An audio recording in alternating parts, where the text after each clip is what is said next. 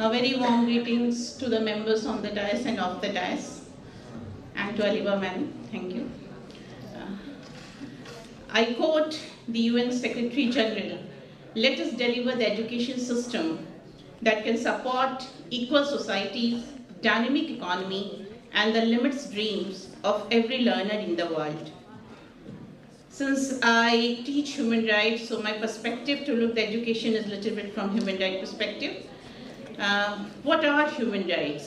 We try to define human rights. It's not easy. Everyone has its own definition to define human rights.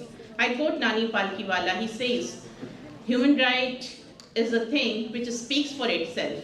So basically, education, if I say, it's not a privilege. It's a human right. And without any discrimination, it could be provided to all. There are a lot of countries across the globe who have ratified the international conventions, basically international conventions on the rights of child. And not only that, there are the conventions which are regulating the education itself. But due to lack of political will, or it may be lack of resources, the countries are failing to ratify it, and we are not implementing the domestic, you can say, implementation of those international laws with full spirit. So somewhere, I think it's the responsibility of the stakeholders who are going to take it forward, the right to education in the right directions.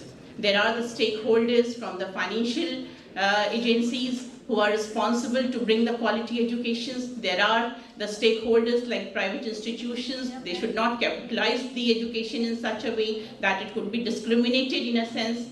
Parents are also responsible to bring the children to their schools properly. So it is not only that in our domestic laws that the Indian Constitution itself mandating and obligations on the state to provide the compulsory education, elementary educations to all. We have the Compulsory Education Act, but still its implementation is weak.